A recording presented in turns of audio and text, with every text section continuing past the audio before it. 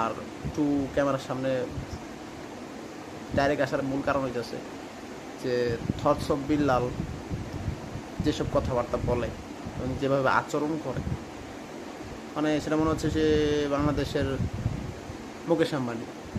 সোজা বাংলা কথা, বাংলাদেশের মুকেশ আম্বানি। সে এখন মুকেশ আম্বানি হয়ে গেছে। তার কাছে সবাই হইতেছে গিয়া চ্যাটের, যেটা বুঝছে নিত। এখন কথা এটা না, কথা হইতেছে যে ব্রেন ম্যাসাজ জুয়েল ভাই পার্সোনালি নেই, ও ব্যক্তিগত কোনো কিছুই না, মানবিক কাজ করে, ঠিক আছে, ভালো। সে একটা জিনিস তুলে ধরছে যে তার একটা বইয়ের দাম কীভাবে 1,000 টাকা হয়। আসলে সেটা বইয়ের দাম কীভাবে 1,000 টাকা হয়, বইয়ের দাম 1,000 টাকা হয়। তুমি তো ভাই, যুক্তি আছে, তার কথায় যুক্তি আছে, বইয়ের দাম কীভাবে 1,000 টাকা হয় সে উপস্থাপন করতেই পারে, যুক্তি তুলতেই পারে, স্বাভাবিক।